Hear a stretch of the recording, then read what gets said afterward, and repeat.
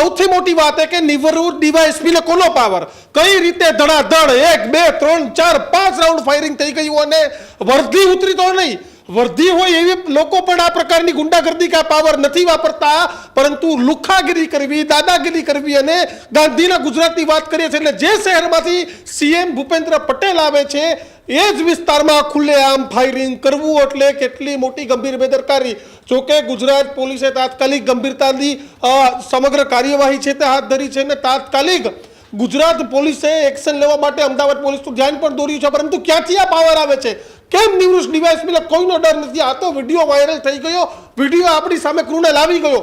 તમે માનો કે વિડીયો ચાલુ ન હોત તો નિવૃત્ત ડીવાયએસપીનું કોણ શું ઉખેડી લેત? જે લોકો હતા એ લોકોનું કોણ સાંભળે કે એને ફાયરિંગ કર્યું કે નહીં? કોઈ માને તે નહીં અને પોલીસ પણ મારીને કાઢી મૂકે કે જા જા ભાઈ તું તો જુઠ્ઠું બોલે છે. આ તો વિડીયો વાયરલ થયો, વિડીયો સામે આવ્યો અને કરોડો રૂપિયાની મલાઈદાર જમીન, તમે વિચાર કરો કે કરોડો રૂપિયાની મલાઈદાર જમીન અને 30 લાખ રૂપિયા ભાડું ખાધું, તો વ્હાઇટના હતા, આ બ્લેકના હતા. શું ઘટનાક્રમ છે? કારણ કે જમીનમાં કેટલી મલાઈ છે તે સીએમ ભૂપેન્દ્ર પટેલને પણ ખૂબ સારી રીતે ખબર છે કે કઈ રીતે આ લોકો જમીન માટે ઝઘડાઓ કરે છે, કઈ રીતે ફાયરિંગ કરે છે. આ તો સારું થયું કોઈનો જીવ ન ગયો, 5 રાઉન્ડ ફાયરિંગ થયું, કોઈનો જીવ ગયો તો શું થઈ ગયું?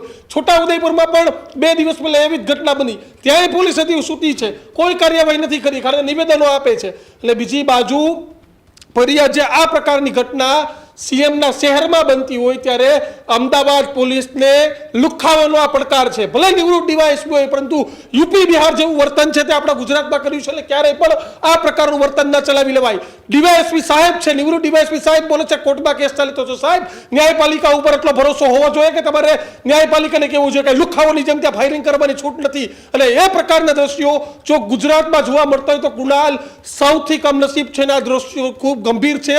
કિશને કીધું તેમ હું તો કહું જ છું કે આપણા ડેપ્યુટી સીએમ કહે છે કે વરઘોડો નીકળવો જોઈએ, ટાટિયા ધ્રુજવા જોઈએ.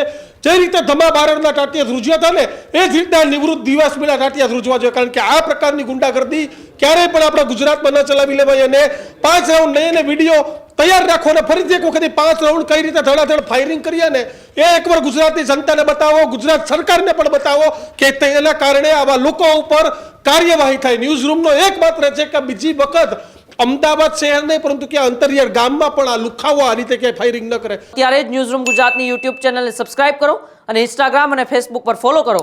અપડેટ રહો, સત્યની સાથે રહો.